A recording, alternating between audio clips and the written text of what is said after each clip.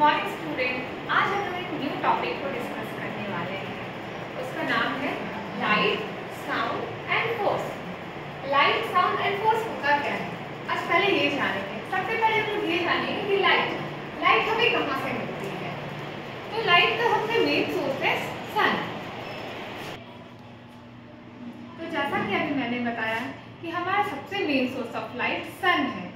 हमारे पास सन के अलावा और भी बहुत सारे ऐसे ऑब्जेक्ट हैं जिससे हमें लाइट मिलती है और उसे दो पार्ट्स में बांटा गया है, वो है ल्यूमिनस और दूसरा नॉन ल्यूमिनस। अब ल्यूमिनस ऑब्जेक्ट क्या है, सबसे पहले हम लोग ये जानेंगे। तो ऐसे ऑब्जेक्ट जिसके खुद के लाइट हो, जिससे हमें लाइट मिलती है, उसे हम लोग ल्यूमिनस ऑब्जेक्ट बोलते हैं। और उसके एग्जाम्पल है सन, बल्ब, टॉर्च, कैंडल्स और etc। इसके अलावा और भी बहुत सारी चीजें हैं जिससे हमें लाइट मिलती है। दूसरी है नॉन ल्यूमिनस ऑब्जेक्ट।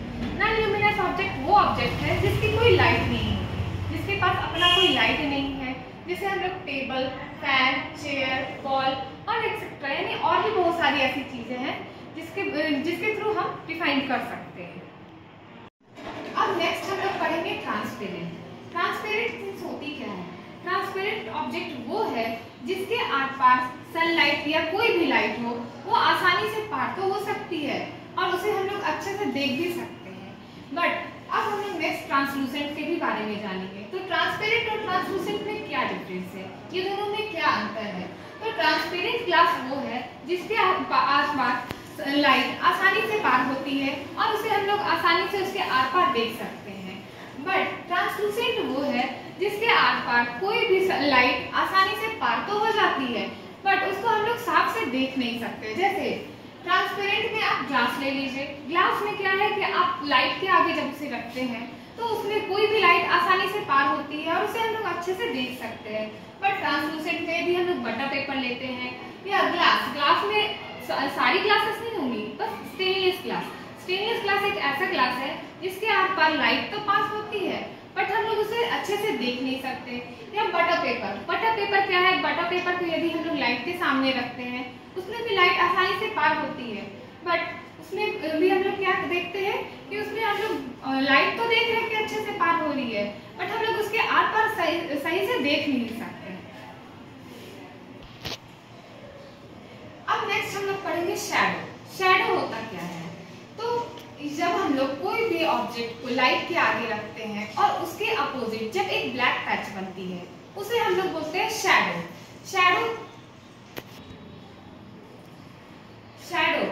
शैडो के बारे में भी मैंने बताया कि शैडो हमारा ब्लैक पैच जो होता है उसे हम लोग शैडो बोलते हैं, जिसको हम लोग हिंदी में परछाई बोलते हैं।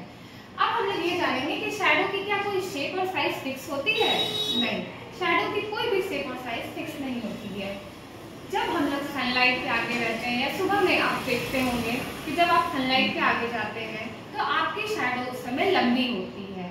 वही आप शाम में देखिए, इवनिंग के टाइम में, तो ये दो टाइम ऐसी होती है जिस टाइम आपकी शैडो जो होती है वो आपके शेप से बड़ी होती है।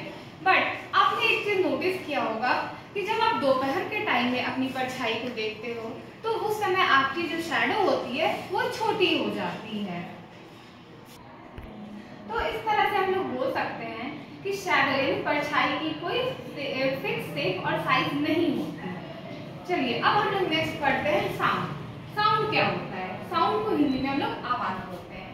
हम लोग अपने आसपास कई तरह के साउंड सुनते हैं, कई आवाजें आप लोग सुनते होंगे। तो साउंड क्या होता है और साउंड होते कितने हैं? तो हम लोग 4 टाइप्स के साउंड पढ़ेंगे यहाँ। पहला सॉफ्ट साउंड, दूसरा लाउड साउंड, तीसरा प्लीजेंट और चौथा अनप्लीजेंट। अब हम लोग ये जानेंगे कि सॉफ्ट साउंड क्या होता है। सबसे पहले हम लोग सॉफ्ट साउंड पढ़ेंगे। और सॉफ्ट साउंड होता क्या है? ऐसा साउंड जिसको हम लोग किसी के कानों में बोलते हैं, बहुत धीरे बोलते हैं ताकि आपके अगले को वो आवाज सुनाई ना दे, किसी को कोई डिस्टर्बेंस ना हो, किसी को कोई परेशानी ना हो आपके आवाज से, उसे हम लोग सॉफ्ट साउंड बोलते हैं। दूसरा लाउड साउंड क्या होता है? तो हम लोग कभी कभी देखते हैं कि हमारे आसपास कई लोग स्पीकर चला देते हैं। हम लोग शादियों में देखते हैं कि कई तरह के स्पीकर्स चलते हैं, सड़क पे गाड़ियां चलती है या बहुत सारी फैक्ट्रीज की आवाजें आती है। तो ये होते हैं लाउड साउंड, जिससे हमें काफी तरह की परेशानियों से भी गुजरनी पड़ती है। कभी कभी हम लोग इन चीजों से बहुत परेशान भी होते हैं। तो ये होती है लाउड साउंड। तीसरा प्लीजेंट साउंड क्या बहुत अच्छी लगती है। जैसे चिड़ियों की चहचहाने की आवाज़, चिर्पिंग ऑफ बर्ड्स, जिसे हम लोग चिड़ियों के चहचहाने की आवाज़ कहते हैं। हमारे आसपास जब भी कोई चिड़िया चहचहाती है तो उसे सुनने में हमें बहुत अच्छा लगता है, उससे हमें कभी कोई परेशानी नहीं होती। अब हम लोग चौथा पढ़ेंगे beating of drum. Beating of drum means बोल सकते हैं कि जब हमारे आसपास कोई बहुत जोर का ड्रम बजा रहा हो, कोई गाड़ियों की आवाज़ आ रही हो, कोई गाड़ी की साउंड हो, हॉर्न साउंड हो, इस तरह की जो आवाज़ें होती है वो होती है अनप्लीजेंट साउंड, जो हमें बिल्कुल पसंद नहीं होती है, जिससे हमें बहुत परेशानी भी होती है। तो अनप्लीजेंट साउंड, इतना तो आपको समझ में आ ही गया होगा कि साउंड क्या होता है और उससे हमें क्या क्या परेशानियां होती है और हमें कब साउंड अच्छे लगते हैं। चलिए अब हम लोग नेक्स्ट पढ़ेंगे फोर्स। फोर्स क्या होता है? तो what is force? We either push or pull something by applying force and do work. हम लोग इसे एक लाइन में बोल सकते हैं, This pull or push is called force. यानी जब हम लोग किसी भी ऑब्जेक्ट को पुल करते हैं या पुश करते हैं, उसे अपनी ओर खींचते हैं या उसे धक्का देते हैं, तो वो होता है फोर्स। चलिए, तो फोर्स क्या है ये भी आपने समझ लिया। आज हमने पढ़ा लाइट, साउंड एंड फोर्स। तो आज हमने काफी सारी चीजें पढ़ी। आज के लिए बस इतना ही। नेक्स्ट टाइम हम लोग इसके बारे में और भी डीपली जानेंगे। चलिए, थैंक यू।